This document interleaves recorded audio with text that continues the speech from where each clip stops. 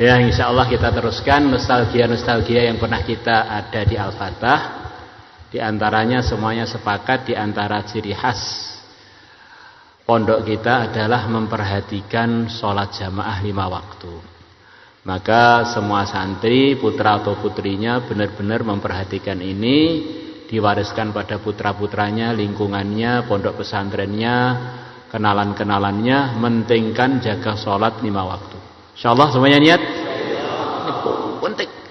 Baik santri Al-Fatah kok gak nemen-nemeni sholat 5 waktu itu berarti dulu di pondok itu gagal paham istilahnya. Ketok iki ngantuk apa nglamun utawa nyeleh serandal tok ning pondok kok sampai gak ngerti nek pondok Al-Fatah di antara ciri khas pokoknya adalah memperhatikan sholat jamaah 5 waktu dan diusahakan selalu di masjid. Insyaallah semuanya niat. Kemudian yang kedua, insyaallah itu diantara ciri khasnya guru-guru Tarekat Naqsyabandiyah adalah suka baca Quran. Di antaranya yang masyhur yang dinukilkan dari Syekh Junaid Baghdadi sampai menjelang beliau berangkat ke akhirat masih sempat menghatamkan Quran 30 juz. Maka kalau orang pernah mondok dan pernah ketemu ayah, terutama ayah, kalau Kiai Uzairan biasanya nyuruh orang mirip-mirip aja sebetulnya, suka sekali baca Quran. Ayah sering baca Quran setiap hari 2 khataman. Beliau bilang kalau ibu saya hamil itu menghatamkan Quran selama ibu hamil itu minimal 100 kali. Dan 100 kali tapi beliau baca sendiri apa gerakan santri saya kurang tahqiq, yang jelas 100 kali. Di hiasannya imaman beliau adalah Quran. Hiasan kamar beliau Quran dengan kitab wiritan. Itu termasuk setahu saya kehidupan ayah saya begitu itu suka sekali baca Quran. Maka kita berharap semua santri, putra atau putri rutin baca Quran dan punya khataman Quran. Orang yang ahli Quran nanti akan berhenti dari macam-macam keerorannya dan akan makbul doanya, wabil khusus ketika khatam Quran itulah amalan Madinah, amalan zaman sahabat. Insyaallah orang-orang datang ke Madinah, mereka mendengar di rumah-rumahnya penduduk Madinah ada suara-suara Quran. Itu hiasannya Madinah asli, bukan Madinah Van Java. Setiap rumah ada kulinernya. Kalau Madinah Van Java maksudnya Temboro, itu ya latihan jadi Madinah. Madinah masa kini, bila sesuai maka rumahnya jadi kontrakan. Itu Madinah masa kini, kalau itu masa dulu.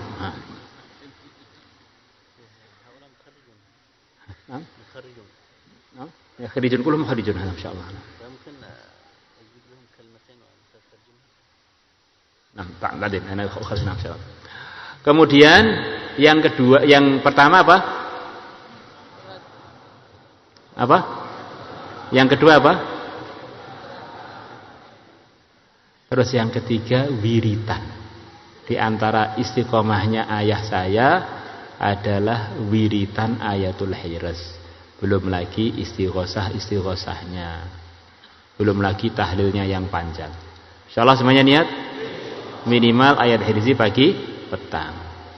Kemudian di antara ciri khasnya ayah adalah suka sekali sholat-sholat sunnah. Sepertinya hampir semua sholat sunnah yang ada itu dikerjakan lah sepertinya. Rawatib, duha, kemudian tasbih, kemudian tahajud, kemudian witir jelas. Terus sholat-sholat sunnah itu memang kesukaannya ayah diantaranya adalah menyempurnakan sholat-sholat sunnah. Maka kita berharap semua santri Al-Fatah juga perhatian kepada sholat-sholat sunnahnya, insyaallah. Kemudian diantaranya kesukaan ayah kami adalah ikram tamu. Sekemampuannya kita usaha untuk ikram tamu walaupun dengan air putih. Jangan pelit dengan tamu, sekemampuannya. Baik, kita usaha untuk selalu ada kesiapan ikram tamu sekemampuannya masing-masing, insyaallah. Kemudian diantara yang dicontohkan ayah kami kepada putra-putranya dan diteruskan oleh Kiai Uzairan, semoga juga diteruskan oleh putra-putranya. Kalau ada keluarga-keluarga gurunya datang, selalu dimuliakan, dihormati, bahkan diamplopi. Maka saya berharap ponakan-ponakan saya ini suka ngamplopi. Walaupun sekarang juga suka diamplopi.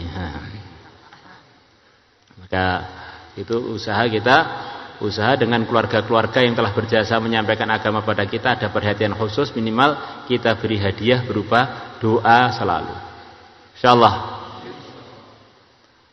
Kemudian seterusnya di antara yang saya ingat dari amalannya Kiai Uzairon, di antaranya adalah sukanya mutolaah itu, masya Allah. Di samping wirid, di samping itu memang sudah gandengannya beliau mursyid tarekat, wirid sudah biasa.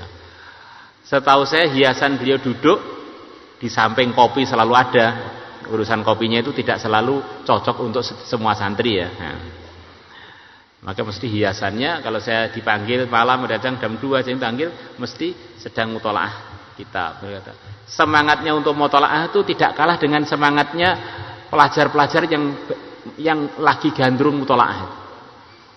Bahkan tengah-tengah beliau saya antar ke rumah sakit harapan kita itu kan Bu, ini coba kamu cari di Quran ini ayat ini di mana? Ini kalau tak tafsiri begini cocok enggak? Ada enggak yang itu? Sambil sudah setengah-setengah pingsan itu masih mikir ilmu begitu. Nah. Terus waktu itu diantarkan oleh Ustadz Billah ini untuk memperbaiki jantung beliau di Surabaya. Selepas tindakan dan sebelum tindakan Noel pun saya cari ini, coba cari kitab ini. Kan enggak tawajuh apa itu tindakan aja. Wong aku kalau enggak begini ini enggak istirahat.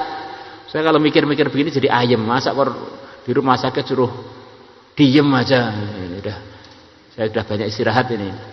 Maka saya sibuk nyarikan apa, bahan-bahan untuk beliau mutolaah, karena beliau kan enggak bawa kitab. Akhirnya yang nyarikan saya. Masya Allah. Ini salah satu bagian dari yang saya kenal dari Kiai Uzairon. Termasuk ketika bayan, ayo coba ayat ini saya bacanya benar gak ini? Ya benar. Nanti kalau bayan dengarkan ya, kalau ayatnya yang tidak salah nanti biar ada revisi selanjutnya. Selalu siap untuk dikritik. Setelah pas bayan, beliau bilang, gimana menurut kamu bayan saya? Bagus. Kecuali yang ini saya kok kurang setuju. Masa kurang setuju? Kenapa kurang setuju? Alasan saya begini. Akhirnya dialog. Kadang-kadang ya beliau menerima usulan saya, kadang-kadang beliau menganggap apa yang beliau sampaikan sudah pas, maka terus. Hampir tiap bayan di markas itu selalu lepas itu, gimana? Bayan saya tadi gimana? Menurut kamu gimana? Ada yang perlu disangkal apa tidak?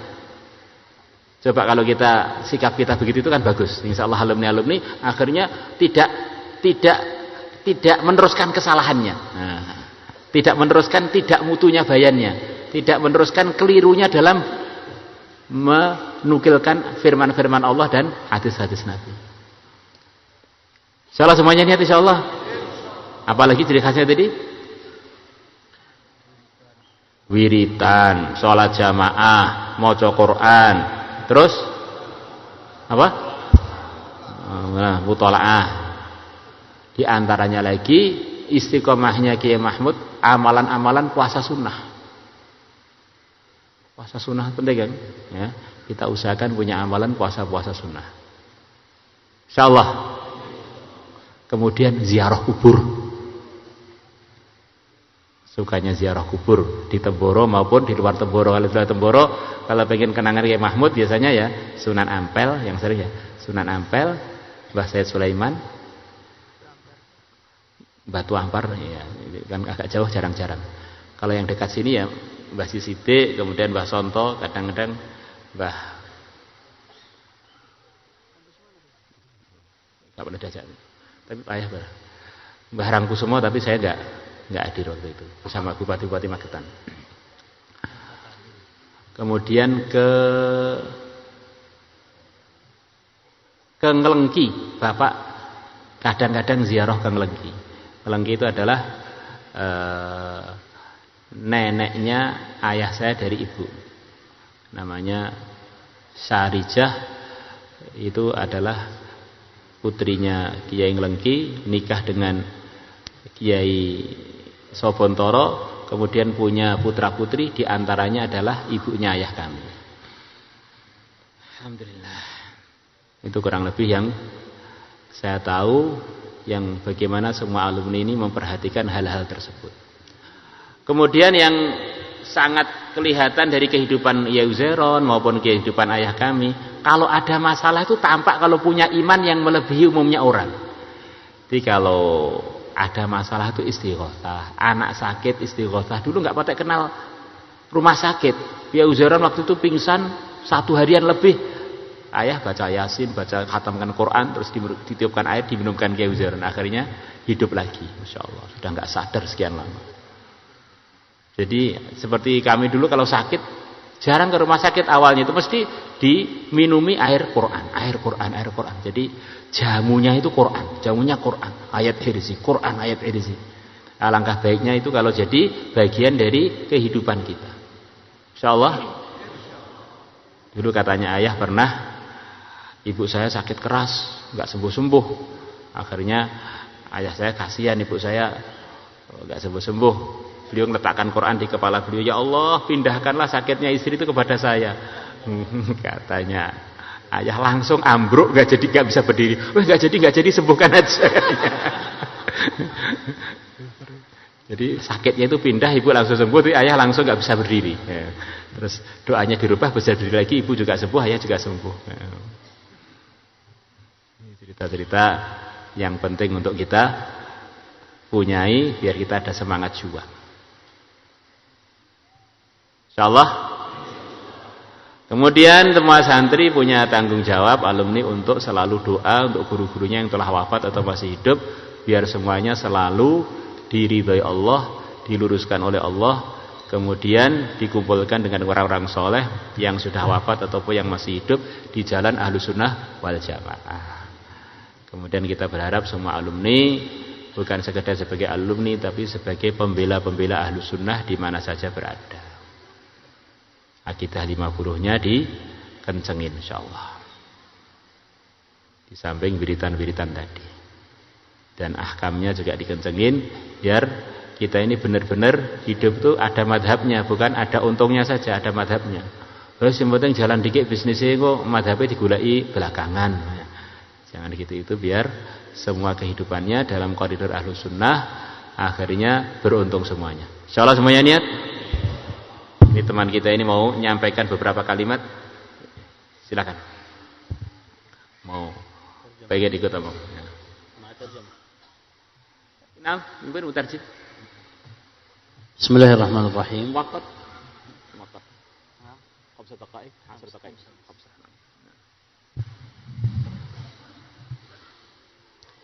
بسم الله الرحمن الرحيم. الحمد لله رب العالمين، وصلى الله وسلم على سيدنا محمد وعلى آله وصحبه أجمعين. أما بعد، نصيحتي لكل متخرج من المعهد أن التخرج هو معناه البداية ليس النهاية. التخرج هو معناه البداية. فأنت تخرجت من المعهد الآن، هذا البداية للطلب، هذا المرحلة كلها تمهيد. لأن بعضهم يظن أنه إذا تخرج أنه عالم فيترك العلم وينسى كل شيء. Ya, nasihat saya untuk semua alumni bahwa orang itu kalau selesai mondok sebetulnya baru memulai, bukan sudah alim, tapi baru memulai. Maka kita ini semuanya adalah pemula-pemula. Adapun yang sebelumnya ngaji sampai 10 tahun macam begitu, itu tamhid, persiapan untuk memulai. Kita sudah persiapan sekian lama, sekarang kita memulai, maka kita mulai terus sampai mati. Insyaallah, ini tambahan dari saya sebagiannya. ثانيا، تعلموا أن العلم أفضل من العبادة. يوجد باب في صحيح البخاري فضل العلم على العبادة، وأحاديث كثيرة. فأنتم في طلب العلم والزيادة منه في عبادة، بل من أفضل العبادات. Ya. Jadi sebagaimana yang telah disebutkan dalam Bukhari dan hadis-hadis yang banyak yang lain, kesimpulannya bahwa belajar ilmu itu bukan sekedar ibadah, tetapi itu adalah afdholul ibadah. Maka kalau kita ini usaha untuk nambah terus itu sebetulnya kita bukan sekedar dalam ibadah, tapi dalam ibadah yang paling mulia. Amalan yang paling mulia. والمرحلة العلم أولا يبدأ بالمجاهدة والصبر ثم بالفهم ثم المحبة. أرفع مراتب العلم هي المحبة، فقالوا للإمام أحمد رحمه الله تعالى مع المشقة التي كان ينالها في سفره إلى البلدان والجوع والتعب: كيف طلبت العلم في هذا التعب؟ قال: شيء حبب إلى قلبي. فإذا وصلت إلى مرحلة المحبة حينئذ ستكون عالم مهما كانت الظروف والأحوال والصعوبات. Masya Allah, ini cerita ini memang sering kita sampaikan, tapi kebetulan tadi lupa aja. Jadi tahapannya cari ilmu itu pertama maksa diri, mujahadah, sabar, gak enak belas lah. Nanti kalau terus nanti akan meningkat jadi paham. Terus meningkat lagi, yang tertinggi adalah kita ini jadi cinta ilmu. Kalau orang itu sudah cinta ilmu, seperti ceritanya Imam Ahmad, beliau ini miskin, kalau cari ilmu mujahadahnya luar biasa, perlu kerja, perlu ini macam-macam ceritanya Ahmad. Akhirnya sampai cinta. Kalau orang sudah cinta ilmu, mau miskin, mau kaya, mau jadi pejabat, jadi rakyat, kalau sudah cinta ilmu, nanti dia akan jadi orang alim. Maka Imam Ahmad, orang-orang pada kagum pada beliau, kok sregepe urusan cari ilmu, menambah ilmu, menghafal ilmu terus. Dia jawab, syai'un hubbiba ilaih. Ini aku telah dicintakan oleh Allah untuk ilmu. Bahkan dalam jawaban yang lain yang biasa saya sampaikan, beliau mengatakan, kalau ini umpama nggak ada pahalanya pun saya sudah seneng, karena memang saya ini senangnya pol, ngaji itu senangnya pol. Nah, semoga kita dipilih oleh Allah untuk sampai tingkatan mahabbatul ilm insyaallah. Nah. Masya Allah. Insyaallah ini penting. Poin-poin tadi juga sangat penting. Saya pengen santri-santri itu senangnya menambah ilmu, mengulang ilmu, menyampaikan ilmu itu melebihi senangnya apa? Kalau sekarang main HP. Ada orang doa kepada Allah, ya Allah jadikanlah saya perkara yang pertama kali diingeti oleh suami saya ketika bangun tidur. Doa menjelang subuh tiba-tiba jadi HP. Karena suaminya begitu bangun tidur ternyata yang diingat bukan istrinya, HP-nya. Ini guyon. Akhirnya mahabbah kita jadi kebalik-balik. Maka kita akhiri majelis kita dengan doa, kemudian kita jabatan tangan. Ya, oh, banyak banget gimana ini? Gak apa-apa ya jabatan tangan. Ya. Insya Allah saya sudah siap, capek, besok tinggal tidur mulai pagi sampai duhur kalau kurang sampai asar kurang sampai maghrib, insya Allah. Ya, ini ada juga hadiah untuk panahan ya. Ini hadiah untuk panahan. Saya kira doa dulu, lepas itu baru penyampaian. Saya tinggal salaman aja yang dapat, gitu ya. Yang nyampaikan antum, ya. Nanti yang mengumumkan antum selepas doa. Saya juga pesan pada semua santri, putra ataupun putri, untuk istiqomah menjaga kesehatannya dengan pola makan yang benar, istirahat yang benar, kemudian ada sedikit olahraga. Enggak usah banyak-banyak lah, 1 hari 1 jam aja. Yang umurnya 40 tahun ke atas, saran saya olahraganya harus ada, ngangkat bebannya walaupun hanya 1 kilo 2 kilo, biar ototnya itu masih bisa digunakan. Kalau orang sudah 40 tahun ke atas nggak olahraga beban, push up dan sebagainya, dikhawatirkan 15 tahun ke depannya dia sudah KKN, kiri kanan dituntun. Apalagi ini, maka kita pengen santri-santri ini, saya lihat Masya Allah tahun kemarin itu masih pada ramping-ramping, langsing-langsing, sekarang pada seperti Masya Allah subur makmur, Masya Allah. Ya, saya kenalkan lagi, ada anak saya yang belum dikenalkan, berdiri. Muhammad Al-Fatih Al-Bantani apa Al-Bani. Nah, ini Boro asli. Nah. Ini namanya Muhammad Fatih. Ya.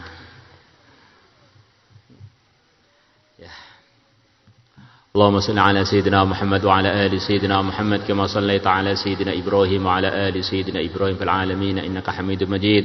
Ya Allah, kami titipkan kepada Engkau agama kami, iman kami, alumni-alumni kami, cabang-cabang kami, akhirat dan dunia kami. Ya Allah, anak cucu kami sampai hari kiamat, sampai akhirat. Ya Allah, kebaikan-kebaikan yang Engkau berikan kepada hamba-Mu yang soleh solehah, para alim ulama, guru-guru kami, masyayikh kami. Ya Allah, kucurkanlah kepada kami semuanya, kepada yang hadir di majelis ini, alumninya. Ya Allah, semua yang urusannya Allah, akhirat dan dunianya. Ya Allah, keputusan-keputusannya luruskan langkah. Ya Allah, luruskan langkah, berkahi perkataan. Ya Allah, berikanlah rizki yang halal, yang barakah, yang banyak, yang mudah. Ya Allah, innaka ala ma tasya'u qadir wa bil ijabati jadir.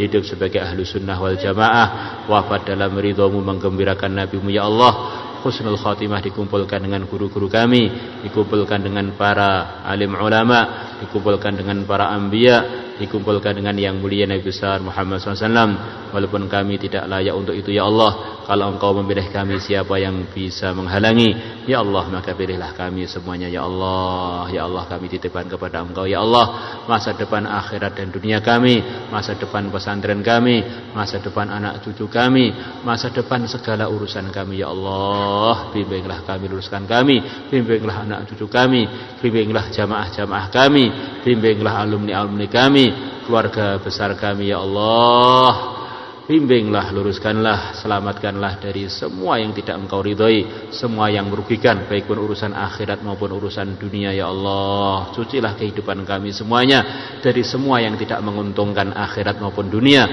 dari semua yang tidak Engkau ridhoi. Ya Allah, semua yang memerosotkan. Ya Allah, semua yang tidak baik urusan akhirat ataupun urusan dunia, dengan berkahnya seluruh wali, seluruh nabi, dengan berkahnya yang mulia Nabi besar Muhammad SAW, kabulkanlah hajat. Ya Allah, tunaikan hajat. Ya Allah, mudahkanlah ya Allah, tanpa ada ujian, tanpa rintangan. Mudahkanlah ya tanpa ada ujian, tanpa rintangan. Wassallallahu ala sayyidina Muhammad wa ala alihi wa sahbihi wa baraka sallam. Alhamdulillahi rabbil alamin.